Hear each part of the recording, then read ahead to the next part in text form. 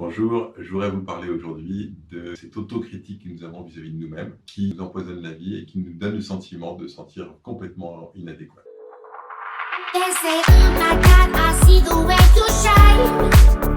Quand j'étais au collège, on s'est mis à parler en groupe. Quand j'étais plus jeune, j'avais des copains et puis on parlait avec les copains. Et puis arrivé au collège, je ne sais pas ce qui s'est passé, on s'est mis à parler en groupe, des groupes de 8-10 personnes. Et dans ces groupes de 8-10 personnes, chacun parlait, échangeait, discutait.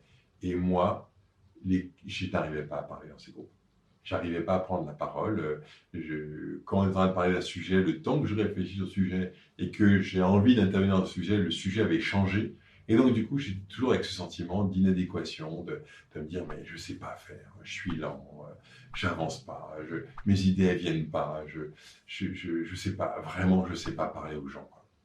Et un sentiment à l'intérieur d'être vraiment mal, d'être vraiment pas adéquat, quoi. Et donc, du coup, de me critiquer beaucoup. De me dire que je suis nul, que ça ne va pas, que je ne sais pas faire, etc. J'ai grandi, j'ai évolué, je me suis formé, j'ai découvert les types de personnalités et là, j'ai compris qu'en fait, j'avais un comportement absolument normal par rapport à mon type de personnalité. Je suis quelqu'un qui a besoin de temps pour construire sa pensée. Je ne suis pas quelqu'un qui peut répondre du tac au tac. Je n'ai pas cette idée-là. Elle ne vient pas. En revanche, quand je prends le temps de réfléchir sur un sujet, je le construis. J'y réfléchis, et quand je prends la parole, c'est hyper construit, c'est clair, c'est précis, il y a toute la cohérence qui va avec. Et ça, c'est mon point fort.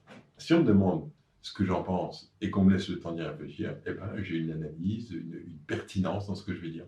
Donc en fait, je ne vis plus du tout ça comme quelque chose de négatif, et je ne me critique plus de ne pas avoir la réponse immédiate aux situations. En apprenant à me connaître, j'ai appris que mon comportement était absolument normal. Dans le modèle Comme Colors que j'ai créé, je suis de type vert, et les types verts, ils ont besoin de temps. Ils ont besoin de temps pour réfléchir, besoin de temps pour construire la pensée.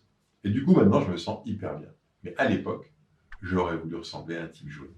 Le type jaune, mon copain qui était type jaune, il rebondissait du tac au tac. Il avait toujours la bonne réponse. Il avait toujours ce sens de l'humour, ce rebond que moi, je n'avais pas. Et ça, j'étais en admiration en me disant, mais comment il fait?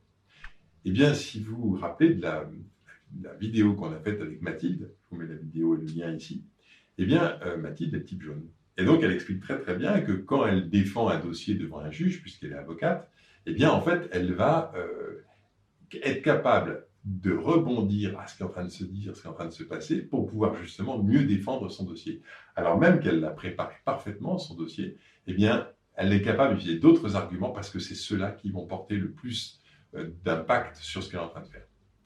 Mais Mathilde, qui reconnaît ça comme qualité, se dit « moi, je suis instable ». Elle se trouve instable, alors que moi, c'est un exemple, je dis « c'est comme ça que je vais être capable d'interagir ». Elle, de son point de vue, elle se dit « non, moi, je suis instable ». Alors, pas instable dans le sens une instabilité mentale, pas du tout, mais instable dans le sens où elle se dit « je ne peux pas rester à faire la même chose tout le temps, il faut que je change ». Et donc, du coup, elle se dit « je ne suis pas capable d'être stable dans ce que je fais ». Et quand elle fait ça, elle se critique. Elle se dit « je ne ressemble pas à l'idée que je me fais de ce que je devrais être ». Et ça va créer un mal-être, une tension, un inconfort interne. De la même façon que je pouvais me critiquer parce que je n'avais pas répondu tac au tac, elle peut se critiquer en se disant « j'y arrive pas ». C'est pas comme ça que je devrais faire. Je devrais rester dans un poste au moins 5 ans ou 6 ans, et puis ensuite on voit. Or, c'est la ressource du type jaune. Les types jaunes ont besoin de changer d'activité régulièrement, mais également de changer d'activité au fur et à mesure de leur carrière, parce que sinon, ils s'ennuient. Et donc en fait, c'est pas de l'instabilité, c'est de la motivation. Quand elle fait ça, elle est motivée, elle est pleine d'énergie. Et donc c'est extrêmement intéressant de se comprendre, de comprendre son mode de fonctionnement, parce que si je comprends comment je fonctionne, du coup, je ne vis plus mes comportements comme quelque chose d'inadéquat, de nul, qu'il faudrait que je change parce que ça ne va pas. Mais je me dis, en fait, c'est un point fort. En fait, c'est mon point fort, et si je respecte ça, je vais avoir plein d'énergie pour faire tout ce que j'ai à faire. Voilà, j'espère que cet éclairage vous aura donné des pistes de réflexion sur vos propres comportements. Est-ce qu'ils sont inadéquats, vraiment, ou est-ce que c'est simplement la perception que vous en avez qui fait que vous vous critiquez? À très bientôt. Take your hand, my dear, and place them both in mine.